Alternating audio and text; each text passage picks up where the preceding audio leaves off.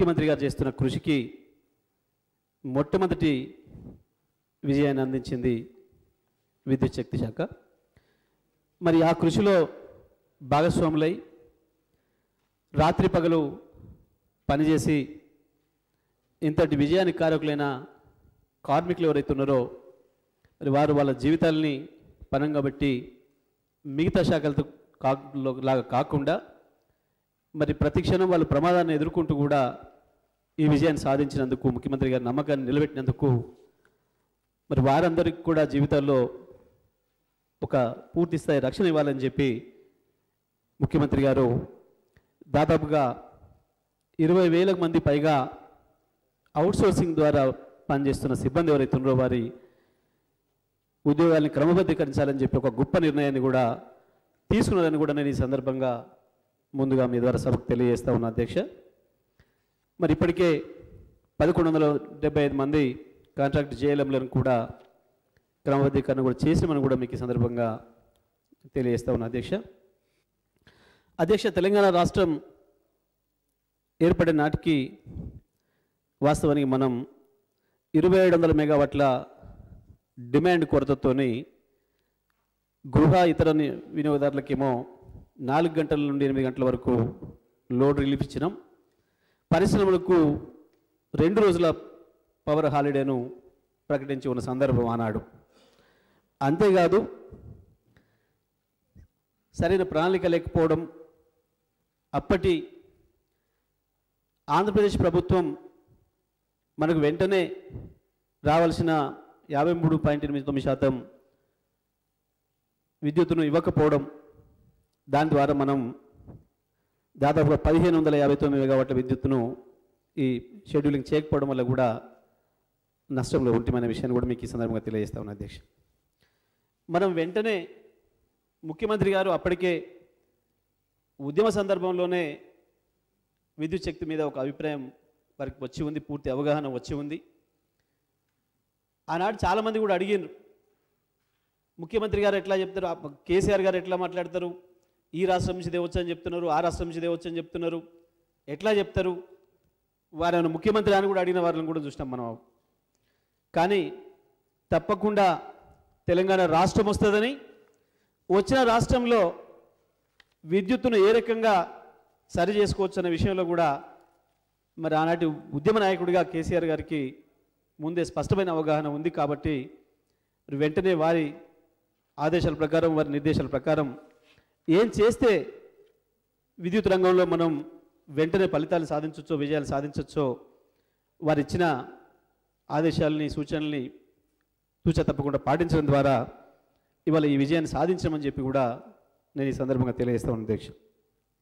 మనం తీసుకున్న కొన్ని చర్యలు, అప్పటికి టీఎన్డీ నష్టాలు 16.83% ఉంటే దాన్ని వెంటనే మన సిబ్బంది రాత్రి పగలు పనిచేసి 15.9% ఆ నష్టాన్ని కూడా తగ్గించడం జరిగింది అధ్యక్ష.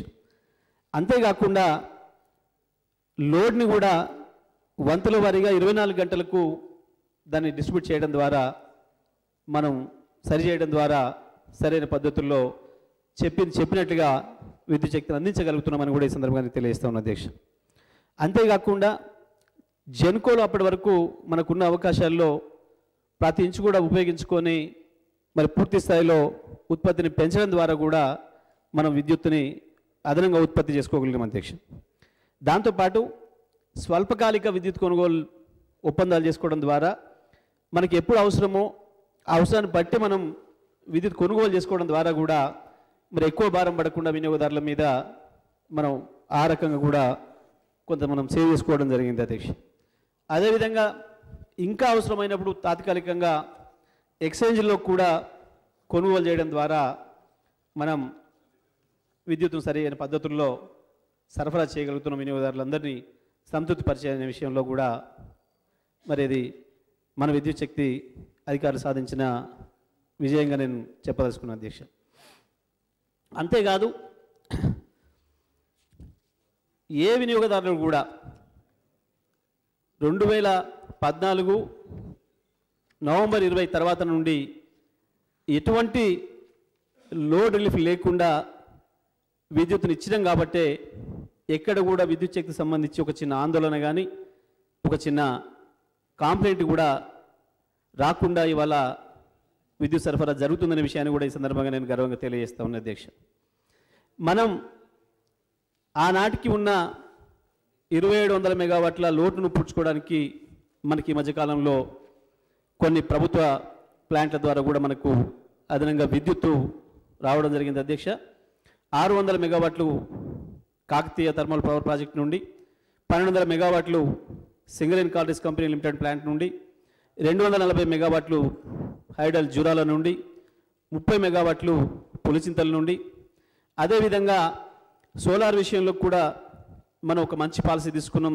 దేశంలో అత్యుత్తమమైన పాలసీని తీసుకోవడం ద్వారా ఈ సోలార్ ఉత్పత్తిదారులను కూడా మనం ఎంకరేజ్ చేయడం ద్వారా మనం అనుకున్న దానికంటే ముందు స్పీడ్గానే ఇప్పటికే దాదాపుగా 1000 మెగావాట్లు సోలార్ విద్యుత్తును కూడా మనం గ్రిడ్కి అనుసంధానం చేసుకోగలిగినాం. ఒక 100 మెగావాట్ల వరకు 99 మెగావాట్ల వరకు పవన విద్యుత్తును కూడా మనం తీసుకోగలిగినాం అధ్యక్ష. వ్యవసాయానికి మినహాయించి మిగతా అన్ని వర్గాలకు కూడా ఎక్కడ కూడా చిన్న కాంప్లీట్ లేకుండా 24 గంటలు కూడా మనం ఇప్పుడు అందిస్తా ఉన్న విషయం కూడా మనందరికీ తెలుసు అధ్యక్ష. వ్యవసాయానికి కూడా ముఖ్యమంత్రి గారు ఏదైతే ప్రమాణ స్వీకారం చేయగానే మొదటి నిమిషం చెప్పిన మాట, ఈ రాష్ట్రం రైతాంగం ప్రధానంగా ఆనాటి పాలకుల చర్యల వల్ల అతి ఎక్కువ నష్టపోయింది. ఒకవైపు ప్రాజెక్టుల నీళ్ళు ఇవ్వకపోగా మరి సొంతంగా కష్టపడి బోర్లు వేసుకొని మోటార్లు వేసుకొని వ్యవసాయం చేసుకుందాం ప్రయత్నం చేస్తే కూడా విద్యుత్ చేతికి సంబంధించి చేసిన నిర్లక్ష్యం వల్ల రైతాంగం బాగా దెబ్బతిని ఉన్నారు. ఈ దేశంలో ఎక్కడ దొరికినా కాశ్మీర్ నుండి కన్యాకుమారి వరకు ఎక్కడ దొరికినా సరే విద్యుత్ తీసుకురండి. ఇక తెలంగాణ వచ్చిన తర్వాత రైతాంగం ఒక్క అరెకరం భూమి కాదు కదా, ఒక గుంట భూమి కూడా ఎండిపోవడానికి వీల్లేదు, పంట నష్టపోవడానికి వీల్లేదు. ఆ పద్ధతుల్లో సరఫరా చేయాలని చెప్పి వారు ఇచ్చిన ఆదేశాలని అమలు చేస్తున్న క్రమంలో ముఖ్యమంత్రి గారు దాంతో కూడా సంతృప్తి చెందకుండా మళ్ళీ వేగాన్ని పెంచుతూ మీరు ఇచ్చే 6 గంటలు సరిపోదు, కనీసం 9 గంటల వరకైనా 9 గంటలైనా రైతాంగానికి విద్యుత్తును ఇవ్వాలి, మీరు వెంటనే దానికి చర్యలు చేయాలని చెప్పి తీసుకోవాలని చెప్పి ముఖ్యమంత్రి గారు ఆదేశాలు ఇవ్వడం, దానికి సంబంధించి కూడా మరి 3 ఫేజ్ సరఫరా చేయాలని చెప్పి కూడా దానికి సంబంధించిన చర్యలన్నింటినీ కూడా ప్రారంభం చేసినామని చెప్పి ఇప్పటికే పూర్తి చేసి 9 గంటలు రైతులకు విద్యుత్తును అందిస్తున్న విషయాన్ని కూడా నేను గర్వంగా తెలియజేస్తా ఉన్నా అధ్యక్ష. అంతేకాకుండా గతంలో విద్యుత్ వినియోగదారులు విద్యుత్ అవసరాల కొరకు రైతులు అప్లికేషన్ పెట్టుకుంటే వాటి స్క్రీనింగ్ చేస్తూ మనం కాస్త ఆలస్యం జరుగుతుండే, సంవత్సరం పెండింగ్లో ఉండాల్సిన పరిస్థితి ఉంటుండే. వాటన్నిటిని కూడా ఈ మధ్యకాలంలోనే ముఖ్యమంత్రి గారు ఒక సమీక్ష చేసి ఇప్పటికి 94,735 అప్లికేషన్లు రైతులే పెండింగ్లో ఉన్నాయి. వీటిని వీలైనంత మేరకు తొందరగా, అంటే వీలైతే మార్చి వరకే అందరూ కూడా కనెక్షన్లు ఇవ్వడానికి ఏర్పాటు చేయమని చెప్పినారు. అయితే అది మే వరకు తప్పకుండా ముఖ్యమంత్రి గారి ఆదేశాలు పాటించి రాష్ట్రంలో పెండింగ్లో ఉన్న రైతులకు సంబంధించిన వ్యవసాయ కనెక్షన్లు మొత్తానికి కూడా వారి కనెక్షన్లు ఇస్తామని చెప్పి కూడా ఈ సందర్భంగా నేను తమ ద్వారా సభకు తెలియజేస్తా ఉన్నా అధ్యక్ష. అంతేకాకుండా గతంలో మనం ముఖ్యమంత్రి గారి ఆదేశాలు పాటించి విద్యుత్తును కొనుగోలు చేసి ఇద్దామని అనుకున్న సరఫరా పంపిణీ వ్యవస్థలు సరిగా లేని కారణంగా ఇబ్బందులు ఉండే.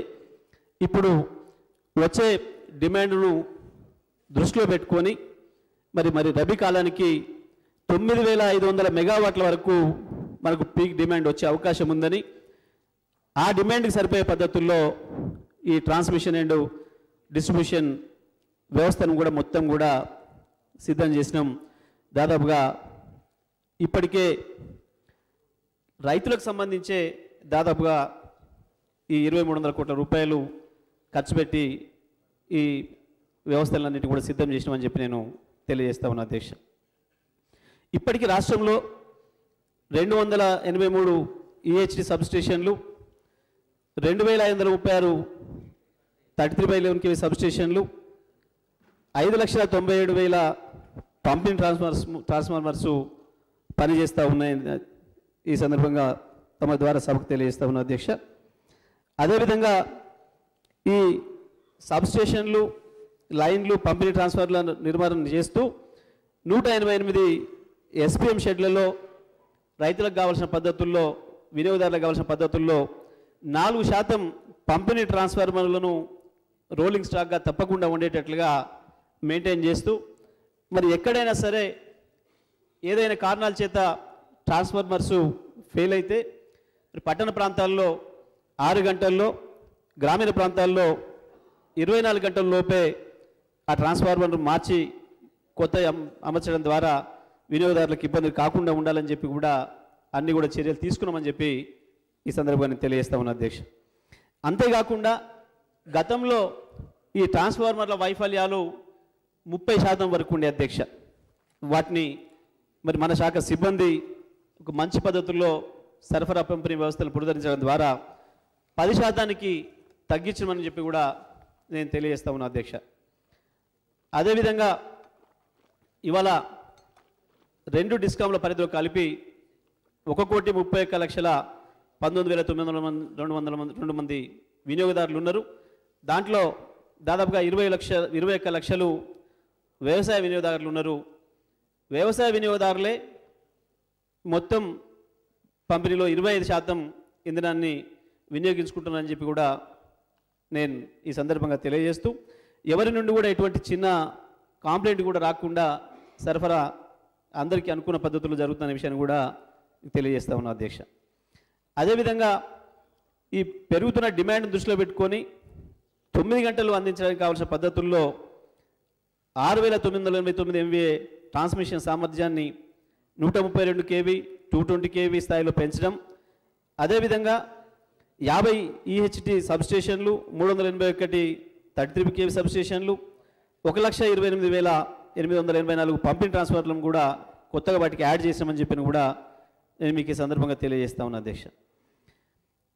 రాష్ట్రం ఏర్పడ్డ తర్వాత 1,798 సర్క్యూట్ కిలోమీటర్ల EHT లైన్లు, 29,954 CKMల పంపిణీ లైన్లను కూడా ఇప్పుడున్న వ్యవస్థకు జత చేయడం ద్వారా ఈ సరఫరా సరైన పద్ధతుల్లో జరుగుతుందనే విషయాన్ని కూడా తమ ద్వారా సభకు తెలియజేస్తా ఉన్న అధ్యక్ష. ఈ మనుగూరు, కొత్తగూడెం, దామర్చర్ల ఈ 3 చోట్ల కూడా దాదాపుగా 37,600 కోట్ల పెట్టుబడితోని 5,880 మెగావాట్ల థర్మల్ సామర్థ్యాన్ని టిఎస్ జెన్కోకి జత చేయడం కొరకు సరిపోయిన ఆర్థిక ముగింపును కూడా సాధించి ఉన్నామని చెప్పి కూడా నాకు ఈ సందర్భంగా సభకు తెలియజేస్తా ఉన్నా అధ్యక్ష. రామగుండంలో మనకి ఏదైతే పునర్విభజన చట్టం ప్రకారం ఎన్టీపీసీ నుండి కేంద్రం నుండి రావాల్సింది ఏదైతే ఉందో 4,000 మెగావాట్లు, దాంట్లో ఇప్పటికే 800 మెగావాట్ల 2 ప్లాంట్లు అంటే 1,600 మెగావాట్ల సరిపోయే కెపాసిటీకి సంబంధించి పనులు కూడా ప్రారంభమైనాయి అని చెప్పి కూడా నేను ఈ సందర్భంగా తెలియజేస్తా ఉన్నా అధ్యక్ష. అదేవిధంగా ఇంకా రాబోయే కాలంలో ఇప్పటికే చేసుకున్న అగ్రిమెంట్ల ద్వారా 2017-18 నాటికి ఇంకా 2,200 పైగా మెగావాట్ల సౌర విద్యుత్తును కూడా మనం గ్రిడ్కి అనుసంధానం చేసుకోవడానికి, ఉత్పత్తి ప్రారంభించడానికి అవకాశం ఉందనే విషయాన్ని కూడా తమ ద్వారా సభకు తెలియజేస్తా ఉన్న అధ్యక్ష. మనం ముఖ్యమంత్రి గారు ప్రత్యేకించి కృష్ణా గోదావరి జలాల్లో మనకున్న వాటా ప్రతి నీటి చుక్కను వినియోగించుకోవడానికి, రైతాంగానికి అందించడానికి చేస్తున్న ప్రయత్నంలో ఏదైతే లిఫ్ట్ ఇరిగేషన్లు ప్రారంభించుకోబోతా ఉన్నామో ఆ లిఫ్ట్ ఇరిగేషన్లకు సంబంధించి కూడా దాదాపు 7,500 మెగావాట్ల విద్యుత్ అవసరం ఉందని చెప్పి అంచనా వేసి దానికి సరిపోయే పద్ధతుల్లో మరి విద్యుత్తు ప్రారంభం చేసుకొని ఉత్పత్తి కానీ అదేవిధంగా సరఫరా పంపిణీ వ్యవస్థలను కూడా పూర్తి స్థాయిలో ఏర్పాటు చేస్తున్నామని కూడా నేను ఈ సందర్భంగా సభకు తెలియజేస్తా ఉన్నా అధ్యక్ష. అదేవిధంగా రాబోయే 3-4 సంవత్సరాల్లో ఈ అదనపు లోడును తీసుకోవడానికి దాదాపుగా 42,000 కోట్ల పెట్టుబడితోని 400 kV సబ్స్టేషన్లు 18, 220 kV సబ్స్టేషన్లు 34, 132 kV సబ్స్టేషన్లు 90, 33/11 kV సబ్స్టేషన్లు 937, దీనికి సరిపోయే పద్ధతుల్లో ట్రాన్స్మిషన్ అండ్ డిస్ట్రిబ్యూషన్ లైన్లను కూడా పూర్తి స్థాయిలో చేసి రాష్ట్రానికి సరిపోయే పద్ధతుల్లో రాష్ట్ర అవసరాలని గుర్తుపెట్టుకొని అన్ని రకాలు కూడా ఏర్పాట్లు పూర్తి చేస్తూ ఉన్నామని చెప్పి దానికి సంబంధించిన ప్రణాళికలు కూడా తయారు చేసినామని చెప్పి తమ ద్వారా సభకు తెలియజేస్తా ఉన్న అధ్యక్ష. అదేవిధంగా ఈ ట్రాన్స్మిషన్ పంపిణీ వ్యవస్థను పటిష్టం చేయడం, ప్రభుత్వం ఏదైతే టిఎస్ ఐపాస్ ద్వారా ఒక మంచి సానుకూలమైన పారిశ్రామిక విధానం తీసుకొచ్చిందో మరి దాంతో ఇప్పటికే మనకు పీక్ డిమాండ్లో భారీ పెరుగుదల నమోదైంది. మనం గతంలో చూసినప్పుడు ఉన్న డిమాండ్కు ఇప్పుడు డిమాండ్కు చూస్తే దాదాపుగా 2000 మెగావాట్లకు పైగా ఈ 2 సంవత్సరాల కాలంలోనే డిమాండ్ పెరిగింది. దాంతో 9/9/2016 నాడు ఏదైతే ఇప్పటి వరకు పీక్ డిమాండ్ మనకు నమోదైందో అది 8284 మెగావాట్లుగా డిమాండ్ అయ్యిందని రికార్డ్ అయ్యిందనే విషయాన్ని కూడా తమ ద్వారా సభకు తెలియజేస్తూ అది ఇంకా పెరుగుతుంది. ఈ సంవత్సరం మార్చిలో బహుశా 9500 మెగావాట్లకు కూడా చేరుకుంటుందని చెప్పి మేము అంచనాకు వచ్చి దానికి సరిపోయే పద్ధతుల్లో అన్ని ఏర్పాట్లు కూడా చేసినామని చెప్పి కూడా తమ ద్వారా సభకు తెలియజేస్తా ఉన్నా అధ్యక్ష.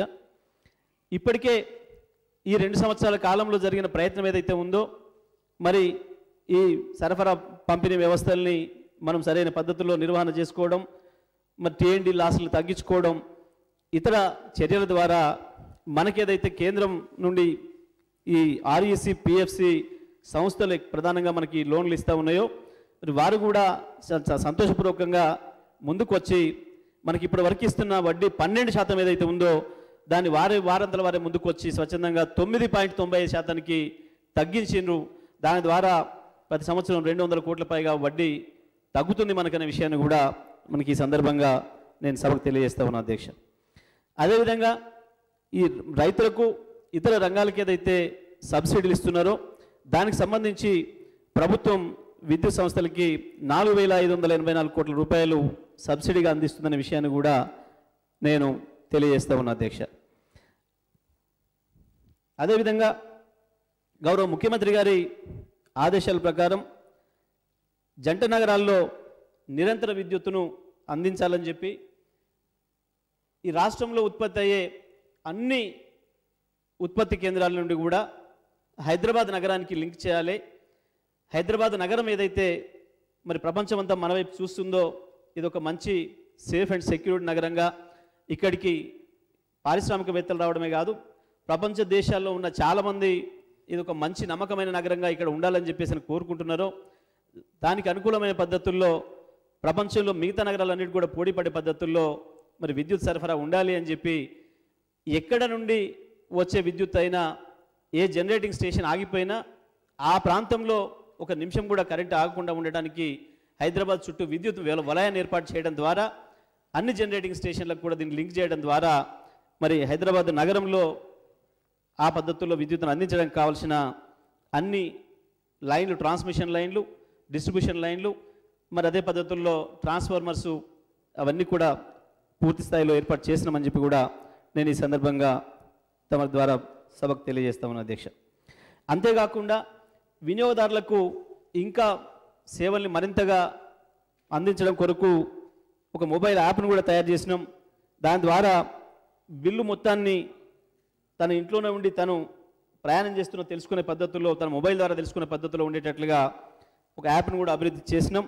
మరి బిల్లు మొత్తాన్ని తెలుసుకోవడం, బిల్లింగ్ చరిత్రను తెలుసుకోవడం, వాళ్ళు ప్రయాణంలో ఉండి కూడా ఎక్కడ ఉన్నా సరే బిల్లు చెల్లింపు చేసుకోవడానికి కావాల్సిన పద్ధతుల్లో, ఇంకా ఏదైనా పంపిణీ విషయంలో ఎటువంటి ఫిర్యాదులు ఉన్నా, ఎటువంటి అంతరాయాలు ఉన్నా, అవుటేజీలు ఉన్నా అన్ని విషయాలు తెలుసుకోవడం కొరకు కూడా మరి ఈ కొత్త యాప్ను కూడా తయారు చేసి వినియోగదారులందరికీ అందుబాటులోకి తేవడానికి తొందరలోనే ప్రారంభించబోతున్నామనే విషయాన్ని కూడా నేను ఈ సందర్భంగా సభకు తెలియజేస్తూ మరి రాష్ట్రంలో ఉన్న అన్ని వర్గాల వినియోగదారులకు ఇంకా నాణ్యమైన, పరిణామాత్మకమైన, ఆధారపడదగ్గ విద్యుత్తును అందించడానికి ఈ రాష్ట్రం తప్పకుండా వెలుగుతూనే ముందుకు వెళ్ళడానికి అవకాశం ఉంది. విద్యుత్ రంగంతో పాటు మిగతా అన్ని రంగాల్లో కూడా మరి ముందుకు పోవడానికి కావాల్సిన పద్ధతుల్లో విద్యుత్ శక్తి శాఖ ముందుందని చెప్పి తమ ద్వారా సభకు తెలియజేస్తూ సెలవు తీసుకుంటున్నాను అధ్యక్ష. జానారెడ్డి గారు.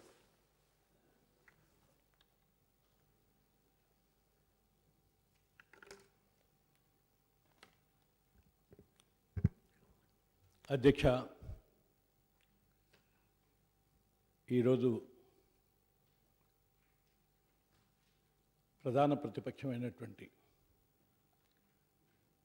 కాంగ్రెస్ పార్టీ సభ్యుల్ని సస్పెండ్ చేసి ఈ ప్రధానమైనటువంటి సబ్జెక్టుని చర్చించడానికి అవకాశం లేకుండా చేసిన విషయం చాలా విచారించదగ్గ విషయం. అయినప్పటికీ మా సభ్యులందరూ సస్పెండ్ అయ్యి బయటికి పోయినప్పటికీ నేను సానుభూతిగా వారెంట ఉండాల్సినటువంటి అవసరం. కానీ సభ్యులు సస్పెండ్ అయినంత మాత్రాన ప్రజల సమస్యకు ఆటంకం రాగలదు. ప్రభుత్వం చేస్తున్న విషయాల్ని మేము తెలుసుకోవటమే కాదు, మేము ప్రశ్నించి ప్రభుత్వానికి గుర్తు చేయటమే కాదు, ఆ తర్వాత ఈ ప్రజల యొక్క బాధల్ని పాల్పంచుకోవాలనేటువంటి ఒక సదుద్దేశంతో బాధ ఉన్నప్పటికీ, విచారం ఉన్నప్పటికీ ప్రజాస్వామ్య స్ఫూర్తి కొరకు, ఆ తర్వాత ఈ సభలో ఆ గౌరవాన్ని నిలబెట్టాలనేటువంటి ఉద్దేశంతో నేను ఈ డిబేట్లో పాల్గొనడానికి వచ్చి ఉన్నాననే విషయాన్ని గౌరవ అధ్యక్షులు గారికి తెలియజేస్తూ దాని ఏమంటే నా బాధను కూడా గుర్తు చేస్తున్నాను. అధ్యక్ష, ఇప్పుడు ప్రభుత్వం చెప్పినటువంటి తీరులో ఒకటి రెండు విషయాలు గమనించాలి అధ్యక్ష. ఏ ప్రభుత్వం అయినా ఆ ప్రభుత్వం చేస్తున్నటువంటి కృషి, వారు అనుసరించినటువంటి విధానం ప్రజలకు తెలియజేస్తూ వారి అభిమానాన్ని సాధించటమే కాదు, వారి సంతోషాన్ని సంతోషం ఉన్నదా లేదా అని గమనించాల్సినటువంటి అవసరం.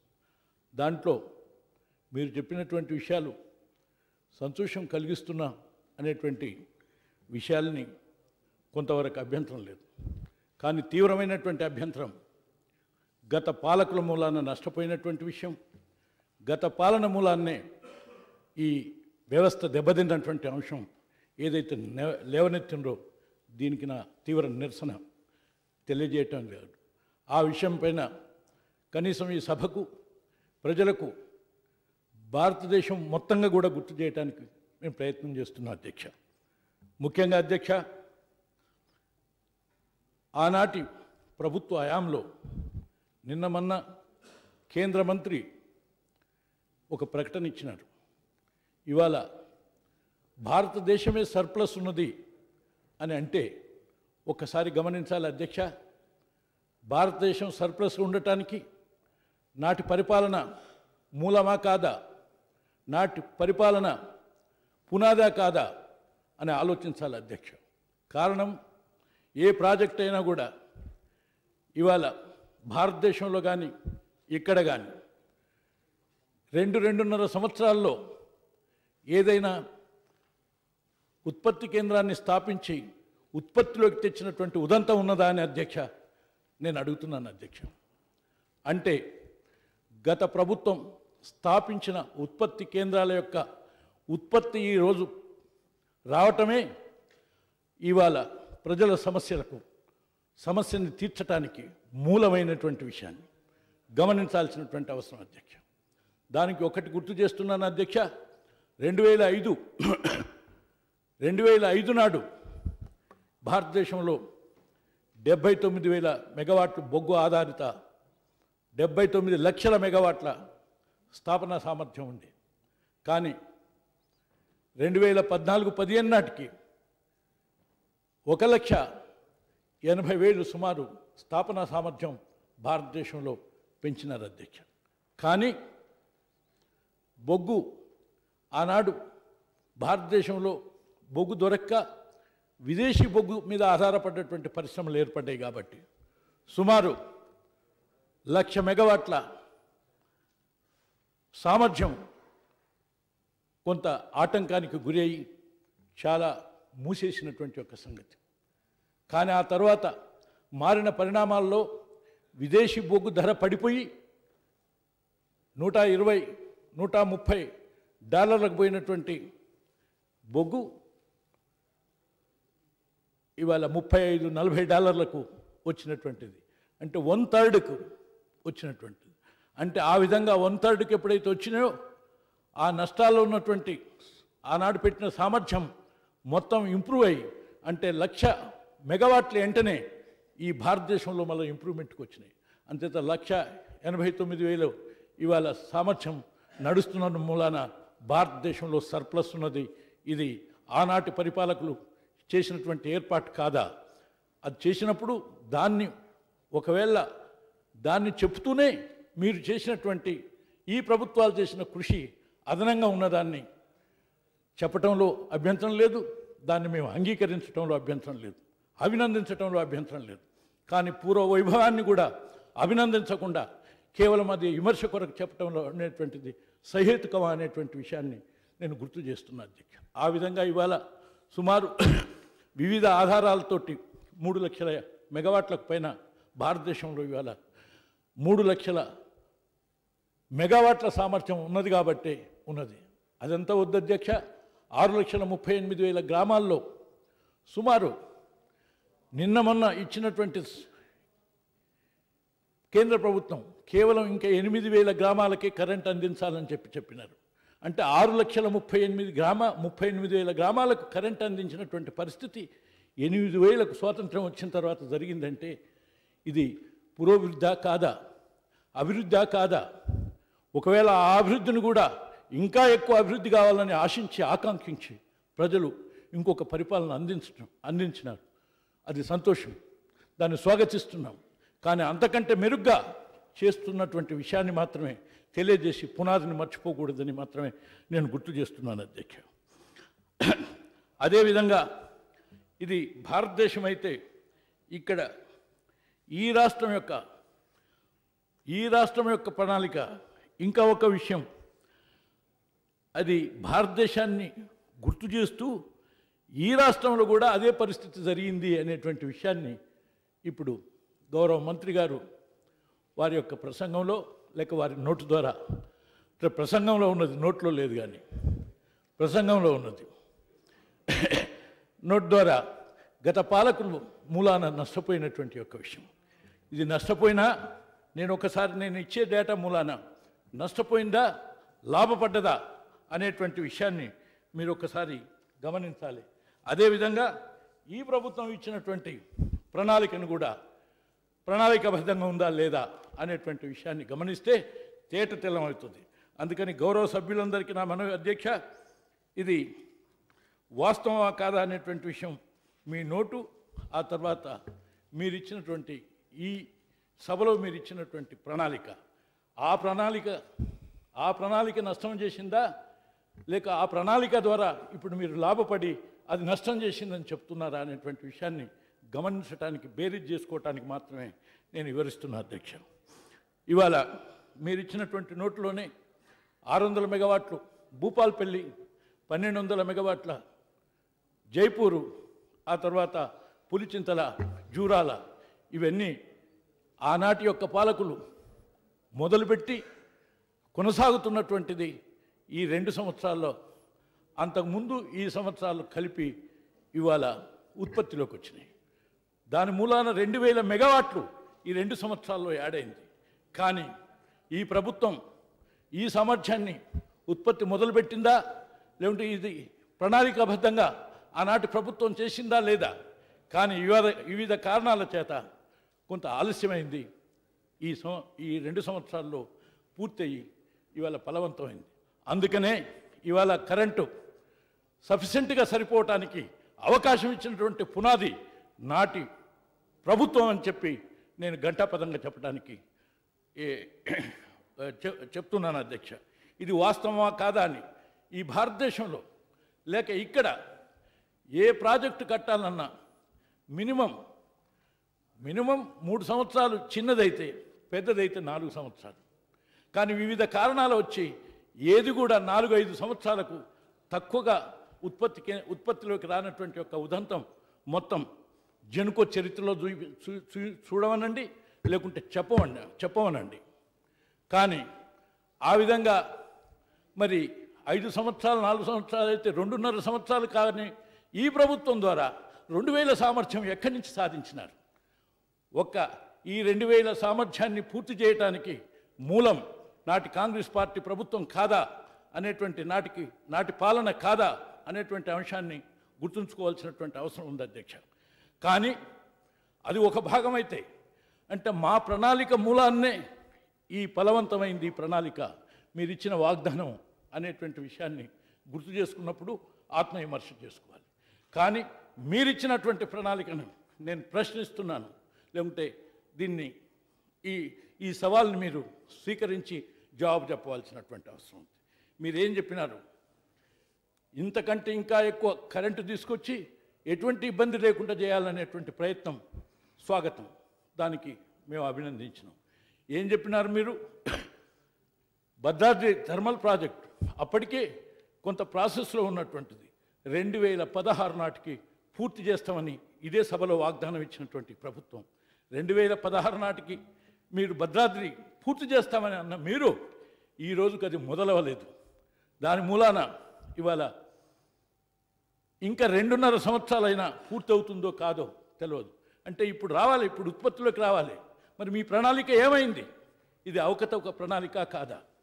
అంచేత వచ్చేటువంటి ప్రభుత్వాలు మీ ప్రభుత్వాన్ని కూడా ప్రశ్నిస్తాయా లేవా ఇటువంటి దాన్ని అనేటువంటి. కానీ మీ యొక్క ఇబ్బందులు పరిస్థితులు తెలియజేసి ఈ వాస్తవాన్ని మాకు గుర్తు చేసి మా సహకారాన్ని కూడా తీసుకొని మేము ఉత్పత్తిని త్వరగా పూర్తి చేయబోతున్నాం అనే దాంట్లో సందేహం లేదు అధ్యక్ష.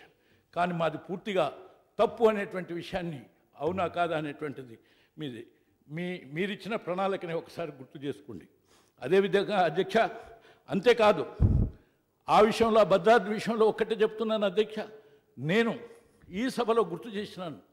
మీరు త్వరగా ఇది ఉత్పత్తికి వస్తుందనేటువంటి ఆవేశంతో మొదలు పెడుతున్నారు. ఇది సబ్ క్రిటికల్గా చాలా నష్టం వస్తుంది. ఇది సూపర్ క్రిటికల్ దానికి పోవాలి.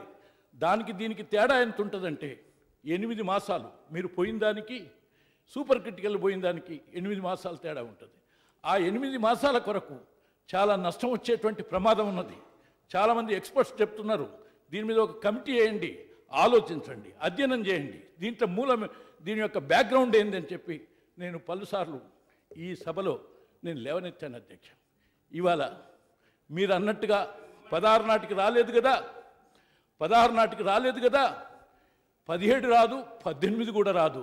దాని మూలాన సంవత్సరానికి 300 కోట్ల చొప్పున 25 సంవత్సరాల మీ అగ్రిమెంట్ ప్రకారం సుమారు 7,500 కోట్ల రూపాయలు ఈ తెలంగాణ రాష్ట్రానికి నష్టం వాటిల్లి మీరు చెప్పే మాటలే ఇక్కడ కూర్చొని వినాల్సినటువంటి పరిస్థితి వస్తుంది. ఇది 7,500 కోట్ల నష్టం ఈ తెలంగాణ రాష్ట్రానికి అన్యాయం జరిగేటువంటి ఒక ప్రమాదం ఉన్నది భద్రాద్రి మూలాన. ఇది అదే మనుగూరు, మీరు చెప్పే మనుగూరు అవునా కాదా అనేది ఈ రోజుకైనా మీరు ఇప్పటివరకు పర్మిషన్స్ రాలేదు, పర్మిషన్స్ ఆగిపోయినాయి, మళ్ళీ ఆ తర్వాత అది పూర్తయ్యే పరిస్థితి లేదు. ఇప్పటికైనా అది సూపర్ క్రిటికల్కి పోయేదానికి ఆలోచించాల్సినటువంటి అవసరం. ఆ విధంగా తెలంగాణ రాష్ట్రానికి ఇన్ని వేల కోట్ల నష్టం రాకుండా ఈ ప్రజల మీద భారం పడకుండా చూడాల్సినటువంటి అవసరం ఉందని నేను విజ్ఞప్తి చేస్తున్నాను అధ్యక్ష. అదేవిధంగా ఛత్తీస్గఢ్ 2017 చివరి నాటికి మీరు వస్తుందని ప్రణాళిక ఇచ్చినారు. మీ ప్రణాళిక 17 కాదు, 17 కాదు, ఇంకొక సంవత్సరానికి కూడా వస్తుందో రాదో అనేటువంటి వివిధ కారణాలు, ట్రాన్స్మిషన్ ఇతర విషయాలు ఇవి. కానీ అది ఎక్కడున్నది? ఆ 1000 మెగావాట్ల ప్లాన్ ఎక్కడున్నది? ఇంకా సరే ఆ ధర విషయంలో వచ్చినటువంటి ఇబ్బంది అది ఇంకో సబ్జెక్ట్ వచ్చినట్టు చెప్తాం. ఇప్పుడు మీరు ఈఆర్సీకి సబ్మిట్ చేసినారు, 394 రూపాయలకు ఇస్తుందని, అది తాత్కాలికమేనని, అది 5 రూపాయలకు పెంచుతారో 6 రూపాయలకు పెంచుతారో. ఇవాళ సర్ప్లస్ అయిన ఈ పరిస్థితుల్లో 3.5 రూపాయలు 4 రూపాయలకి కరెంటు దొరుకుతుంది అనేటువంటి పరిస్థితుల్లో దీని ధర ఇంత ఎక్కువ పెట్టాల్సినటువంటి అవసరం ఉందా అని మేము లేవనెత్తాం, అధ్యయనం చేయమన్నాం, అర్థించినాం, తెలియజేసినాం, ప్రయత్నం చేసినాం అధ్యక్ష.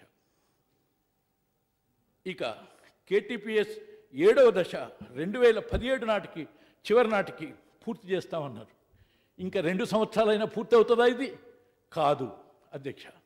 అంటే 2019కి పూర్తయినట్టే. అంటే అది ఇంకా మొదలే కాలేదు, ఇంకా నత్తనడకలోనే ఉన్నది. అదేవిధంగా 4400 యాదాద్రి పవర్ ప్రాజెక్ట్ ఏదైతే ఉన్నదో, సరే అది 4000 కుదించిండ్రు, 2018కే పూర్తి చేస్తామన్నారు. అంటే ఇంకా 2 సంవత్సరాలే ఉన్నది. ఇంకా 4 సంవత్సరాలైనా పూర్తి అవుతుందా ఇది ఏమి ప్రణాళిక? ఈ ప్రణాళికాబద్ధంగా ఉన్నదా ఈ ప్రభుత్వం? ప్రణాళిక విధంగా నడుస్తుందా అనేటువంటిది నా ప్రశ్న అధ్యక్ష. అదేవిధంగా ఎన్టీపీసీ ఓకే, అది వాళ్ళు చేయాలి, మనం ప్రయత్నం చేస్తున్నాం. విభజనలో మనకి ఇచ్చినటువంటిది ఇది, మీరు ఇచ్చినటువంటి టార్గెట్స్ ఇప్పుడు వచ్చిందల్లా 600, 1200, 200 ఏదైతే ఉన్నదో మొదలుపెట్టిన విషయం వస్తే దాని యొక్క ఫలాలు ప్రజలకు అందిస్తూ మీరు సంతోషించండి, ప్రజలు సంతోషిస్తారు, మా సాయం ఏం కావాలని కోరండి. కానీ మీ మూలాన నష్టం వచ్చింది, లేదంటే మీరు చేయబట్టి లేట్ అయింది అనేటువంటి అంశం సరి అయినది కాదు. ఇది మీరు అర్థం చేసుకోవాల్సినటువంటి అవసరం ఉంది అధ్యక్ష. ఈ విషయంలోనే నేను ఒక విషయాన్ని మాట్లాడుతూ ఈ విషయాన్ని మాట్లాడుతూ ఈ నష్టపోయిన విషయం మాట్లాడటమే కాదు, మీరు ఇవాళ ఉదయం జరిగినటువంటి విషయాన్ని కూడా దీనికి కొంచెం సంధానం చేస్తున్నా అధ్యక్ష. దీనికి సంబంధం లేకుండా ఒక్కొక్కసారి పరిణామాలు, పరిస్థితుల మూలాలను మనం ఒక ప్రణాళికాబద్ధంగా పోదామనుకున్న విపరీత పరిణామాలు లేక వేరు విధమైనటువంటి పరిస్థితులు వచ్చి ఇదైనప్పుడు దాన్ని ఇంకొక మార్పు కోరుతాం. అదేవిధంగా అడ్జర్న్మెంట్ మోషన్ అక్కడ మనం బీఎస్సీలో మాట్లాడుకున్న ప్రకారమే నడవాలని చెప్తున్నటువంటి ఈ సభ ఈ వాగ్దానం ఇచ్చినటువంటి మేరకే మీరు ఇచ్చిన టార్గెట్ ప్రకారం ఎందుకు పోలేదు, ఈ ప్రభుత్వం ఇక్కడ ఉండదగునా లేదా అని అంటే ఏం చెప్తారు దీనికి సమాధానం అధ్యక్ష? అంటే పరిణామాలని గమనిస్తాం, అర్థం చేసుకుంటాం అధ్యక్ష. అంచేత ఒక్కోసారి మారిన పరిణామాల్లో వచ్చినటువంటి విషయాల్ని డిబేట్ చేస్తున్నప్పుడు ఒక డెమోక్రటిక్ స్పిరిట్గా తీసుకోవాల్సినటువంటి అవసరం ఉంది అధ్యక్ష. ఇది మేము నిర్ణయించిన ప్రకారం పోవాలంటే మీరు ఇది నిర్ణయించినారు, ఈ నిర్ణయించిన ప్రకారం కరెంట్ రాకపోతే ఈ ప్రభుత్వం దిగిపోతుందా చెప్పండి అధ్యక్ష. ఈ విషయాన్ని మీకు గుర్తు చేస్తూ నేను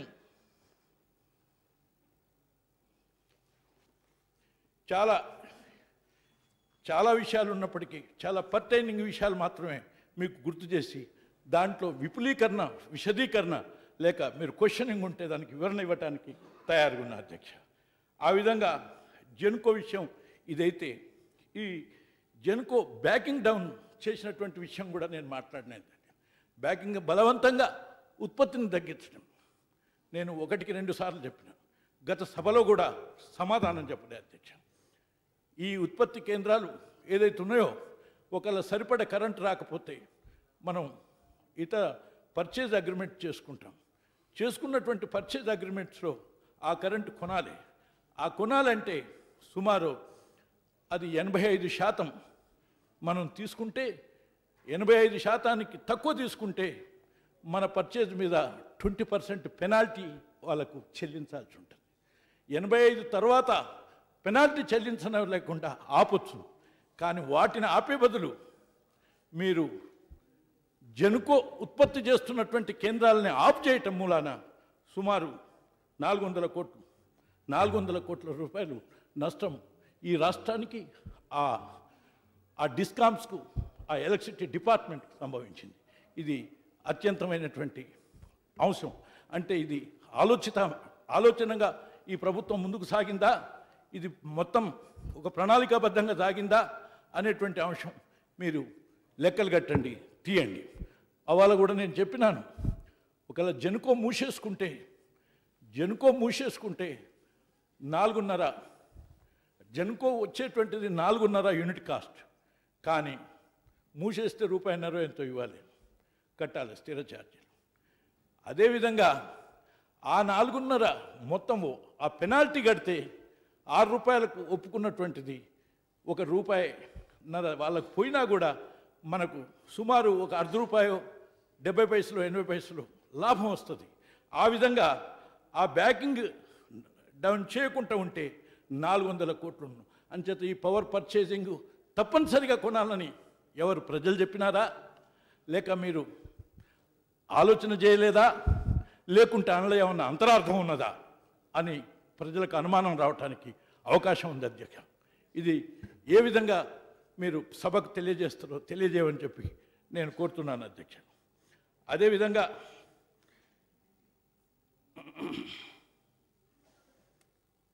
షార్ట్ టైం అగ్రిమెంట్స్ అధ్యక్ష, స్వల్పకాలిక పర్చేసింగ్ అగ్రిమెంట్స్ ఏదైతే చేసుకున్నారో అది 15-16 సంవత్సరానికి మీరు చేసుకున్నటువంటి అగ్రిమెంట్ మూలాన 327 కోట్ల రూపాయల నష్టం వాటిల్లింది. ఏ విధంగా నష్టం వాటిల్లింది అనేటువంటిది చాలా విశదీకరణకు చాలా సమయం పడుతుంది. కానీ ఒక్క మాటలో చెప్పాలంటే అదే సమయంలో మనం విడిపోయినప్పుడు ఈ పక్క రాష్ట్రం ఈ ప్రాంతాల్లో ఉన్నటువంటి ఆ ప్రాంతాల్లో ఉన్నటువంటి కరెంటుని అగ్రిమెంట్ చేసుకుంది ₹5.45 నుంచి ₹5.90కి టెండర్లు పిలిచి అగ్రిమెంట్ చేసుకుంది.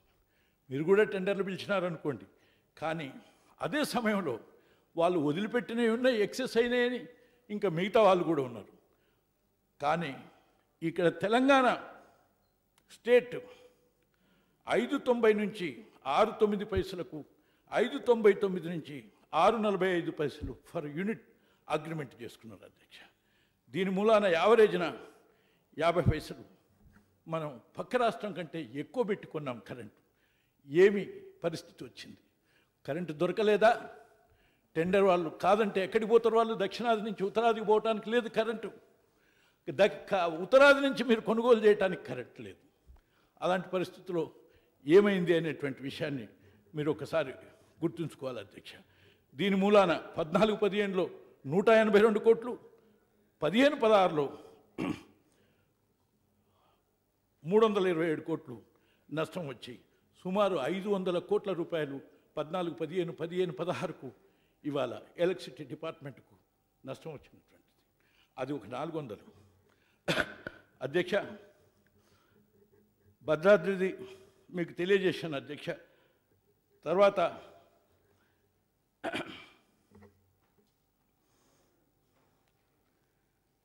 టిఎస్ గవర్నమెంట్ ఇప్పుడు ఇవాళ మీరు ఏఆర్ఆర్ విషయాల్ని మీరు సబ్మిట్ చేసినారు. పక్క రాష్ట్రంలో యావరేజ్ కరెంటు 580 పైసలు డిస్కామ్స్కు ఖర్చు అవుతుంది, కొనుగోలు చేస్తున్నారు. కానీ ఈ తెలంగాణ రాష్ట్రం ₹6.44 అవుతుందని మీ నివేదికలనే ఈఆర్సీకి ఇచ్చిన నివేదికలో ఉన్నది సుమారు. అంటే మీరు అక్కడికంటే ఇక్కడ ఇక్కడ పిటేట్స్ ఉన్నాయి, ఆ తర్వాత బొగ్గు దగ్గర ఉన్నది, దూర రవాణా తక్కువకు రావాలి, ఇక్కడ తక్కువ కావాల్సింది అక్కడ తక్కువ అయినటువంటి విషయాన్ని ఒకసారి గమనించి రోజు ఇది అధ్యయనం చేస్తుండ్రా లేదా, లేకుంటే ఆలోచన చేస్తుండ్రా లేదా, ప్రణాళికాబద్ధంగా వ్యవహరిస్తుండ్రా లేదా, తెలంగాణ రాష్ట్రానికి నష్టం రాకుండా ప్రయత్నం చేస్తుండ్రా లేదా అనే దానికి ఇది సంకేతం అధ్యక్ష. అదేవిధంగా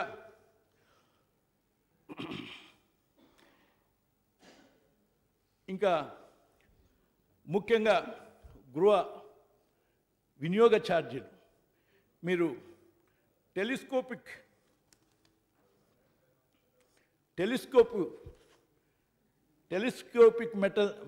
method and non telescopic method ఏదైతే ఉన్నదో అనుసరిస్తున్నామో, ఈ నాన్ టెలిస్కోపిక్ మెథడ్ను ఉపయోగించటం మూలాన 200 వరకు ఒక ఛార్జ్ ఉంటే 200 యూనిట్ల వరకు 201కి నుంచి ఒక ఛార్జ్ ఉంటే, టెలిస్కోపిక్ మెథడ్లోనైతే 200 ఛార్జ్ 2 అదనంగా ఉన్నదానికి ఆ 2 మెగావాట్లకు 3 మెగావాట్లకు ఆ ఛార్జ్ కలుపుకొని వసూలు చేస్తారు అధ్యక్ష.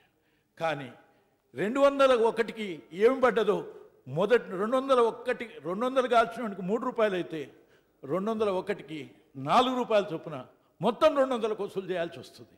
అంటే ఇది వివరంగా చెప్పాలంటే ఎలా ఉంది అంటే, ఆ విధంగా వినియోగదారుడి మీద వాడికి అర్థం కాకుండా తెలియకుండా అనేక ఛార్జీలు పడి ఇవాళ వినియోగదారులు ఆందోళన చెందుతున్నారు. మాది ఇంత డబ్బు ఎట్లా అవుతుంది, ఇంత పరిస్థితి ఎట్లా అనేటువంటి విషయం. లేదా వినియోగదారులకు సదస్సులు పెట్టి తెలియజేయటమో లేక ఇంకోటి చేయటమో లేదు, నాన్ స్కేల్ టెలిస్కోపిక్ మెథడ్నే పెట్టాల్సినటువంటి అవసరం ఉన్నదనేది.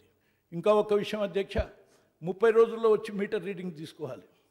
కానీ 30 రోజుల నాడు 200 లోపు 195 ఉంటే నాది, 2 రోజుల తర్వాత మీటరింగ్ తీసుకుంటే 2005 ఉంటే నాకు 2005కు ఎంత ధర ఉన్నదో అంత పడుతుంది. దాని మూలాన వినియోగదారుడి భారం ఎంత ప్రయాస.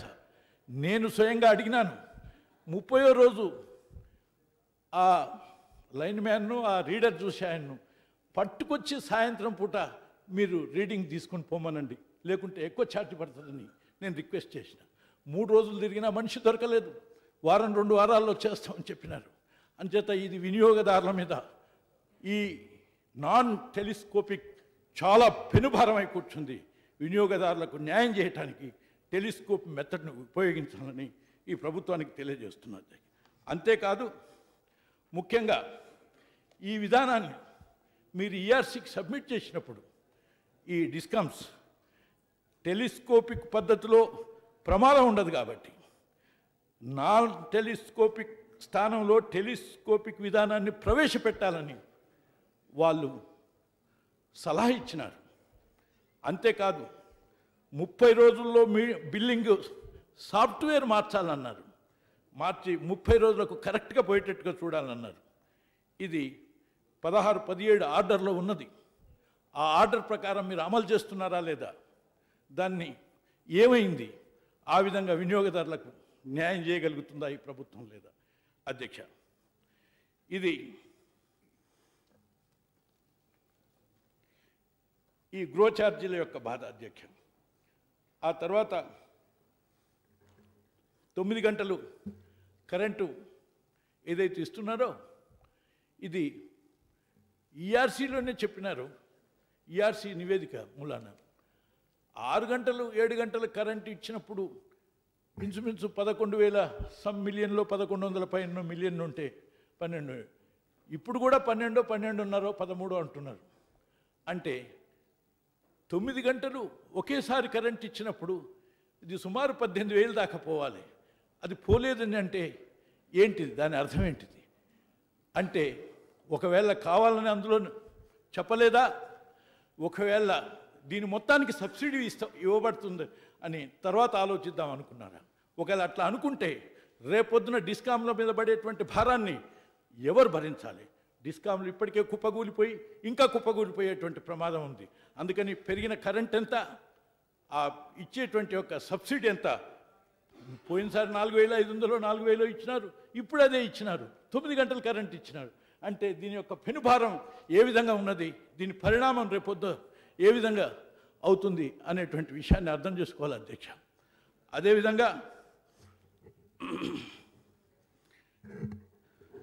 కాంట్రాక్ట్ ఉద్యోగులను రెగ్యులరైజ్ చేసేటువంటి విషయం ప్రధానంగా ముందరనే సూచించినారు. సంతోషం, వాళ్ళకి ఇచ్చిన వాగ్దానాన్ని మీరు నిలబెడుతున్నందుకు. కానీ ఈ వాగ్దానాన్ని నిలబెట్టడానికి కూడా అనేక సార్లు విజ్ఞప్తి కాదు, ఇచ్చినటువంటి వచ్చిన నెల రోజుల్లో పూర్తి చేస్తున్నటువంటిది 2.5 సంవత్సరాల్లో పూర్తి కాలేదు. ఇది ప్రణాళిక రహితంగా ఉన్నదా లేదా? ఇది ప్రణాళికాబద్ధంగా వివరించినారా? ఇచ్చిన వాగ్దానం ప్రకారం నిలబడ్డారా? అయినప్పటికీ ఉంటాయి ప్రభుత్వాల్లో ఈ బాధలు ఉంటాయి. కానీ దీని కొరకు వారందరూ సత్యాగ్రహాలు చేసినారా లేదా, ధర్నాలు చేసినారా లేదా, అడిగినారా లేదా, పలుమార్లు మీ దగ్గరికి వచ్చినారా లేదా? మీరు ఇదంతా చేసినాకనే కదా నిన్న మొన్న ముఖ్యమంత్రి గారు పిలిచి వెంటనే ఎలక్ట్రిసిటీ మినిస్టర్ను కూర్చోబెట్టి ఆదేశాలు జారీ చేసి. అంటే ఈ సభలో ఇటువంటి యొక్క పరిణామాలు పరిస్థితులు సంభవించినప్పుడు డెమోక్రటిక్ వేలో ఈ ప్రజల సమస్యల్ని ఎలుగెత్తి చాటం కానీ, వివరించటం కానీ, మీకు తెలియజేయటం కానీ ఇది తప్పు అని, ఇది గందరగోళం అని, ఆటంకం అని, లేకుంటే బయటికి వెళ్ళండి అని, లేకుంటే మెజార్టీ నిర్ణయం అని అంటే మరి ఇదంతా సాధ్యపడిన అధ్యక్ష. అంచేత ఇటువంటి ఎప్పుడు కూడా ఒత్తిడి చేస్తూనే ఉంటారు ఉన్న ప్రభుత్వం మీద. అందులో భాగమే ఈనాడు మేము చేసేటువంటి పని అంతా అని గుర్తు చేస్తున్నాను అధ్యక్ష.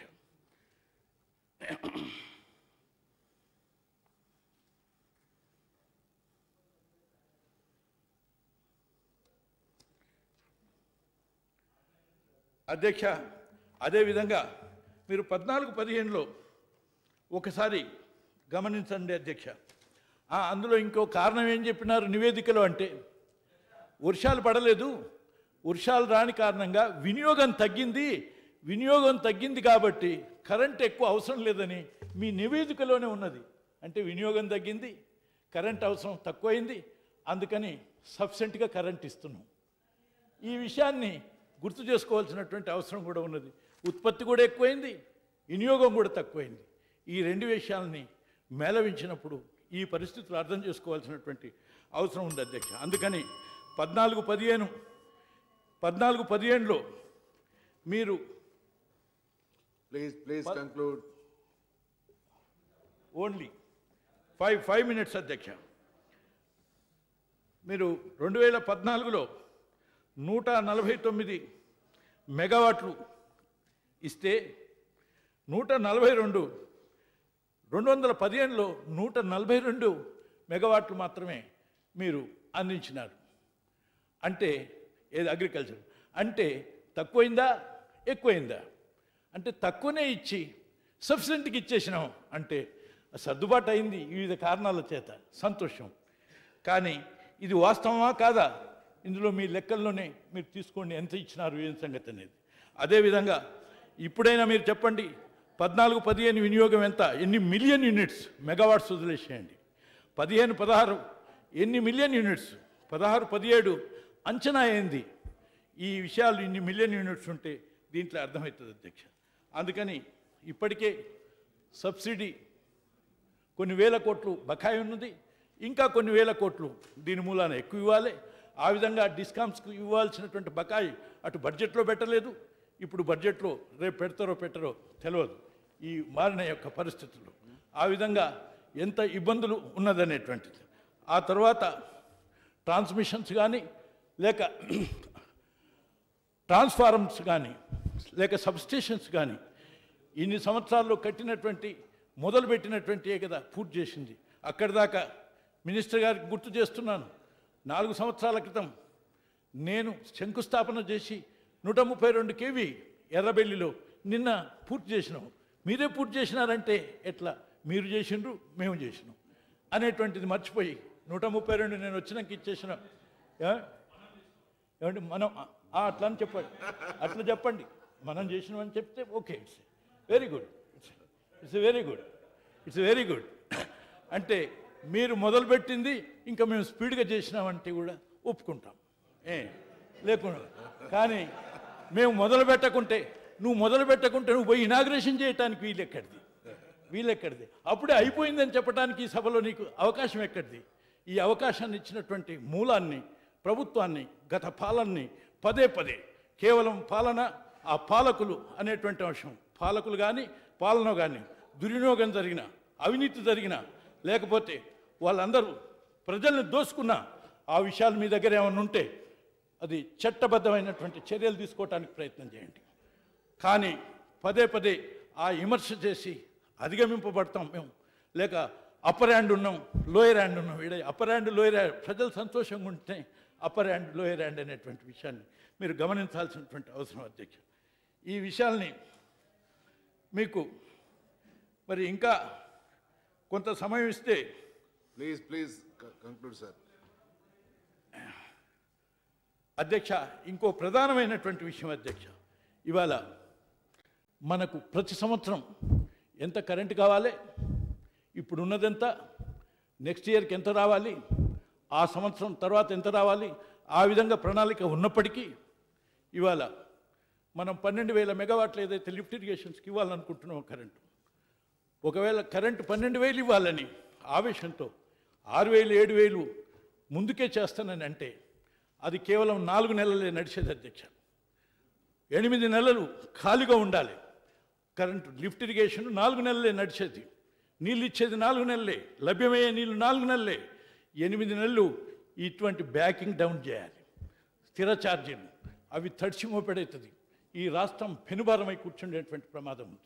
అందుకని ఎప్పుడు ఏ లిఫ్ట్ ఇరిగేషన్ వస్తుంది, ఆ లిఫ్ట్ ఇరిగేషన్కు మన ప్లానింగ్ ఏ విధంగా ఉన్నది, ఏ స్టేషన్ ఎప్పుడు రావాలి, అంతవరకు పూర్తి చేయాలి అనేటువంటి ఆ లింకప్ అనేటువంటిది నీ ప్రణాళిక లేకపోతే రాష్ట్రం ప్రమాదంలో పడేటువంటి ఒక పరిస్థితి ఉన్నది.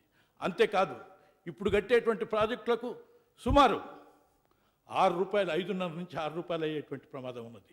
ఈవెన్ భద్రాద్రి కూడా. ఆ తర్వాత 6 అవుతుందో ఇంకెక్కువ అవుతుందో 5 సంవత్సరాలు పట్టిన.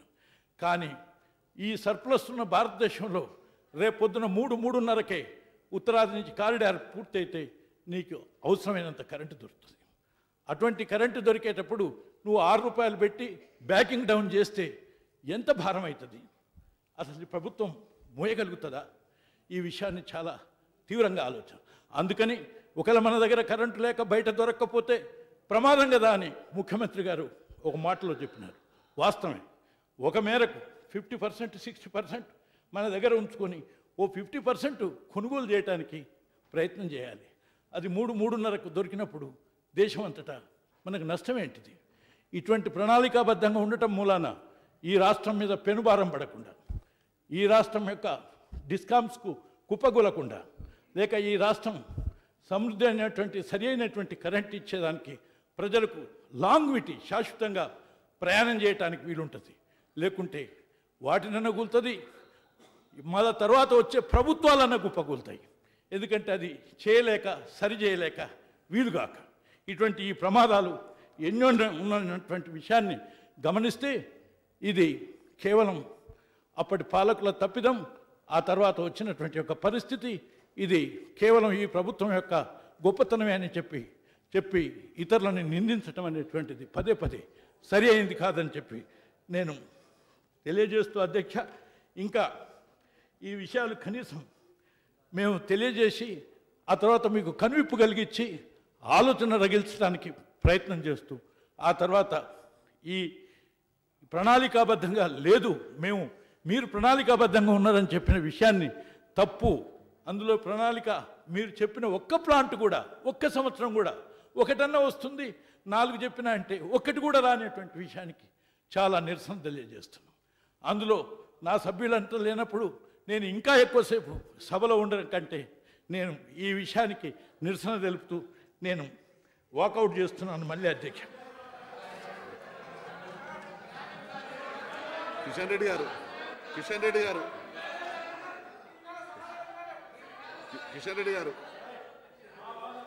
Please silence.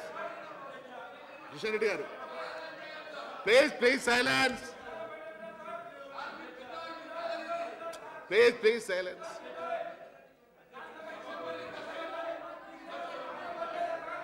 సభ కోరినట్టుగా నేను ఉండాలి, మనం అందరం కలిసి డిబేట్ చేయాలి అని అంటే పొద్దున తీసుకున్నటువంటి చర్య మీద వెంటనే పునఃపరిశీలించి ఆ సస్పెన్షన్ ఎత్తేసి అందరిని పిలిపించండి, తిరిగి సభకు వస్తాను అధ్యక్ష. ప్లీజ్ శ్రీనివాస్ గౌడ్ గారు, కిషన్ రెడ్డి గారు.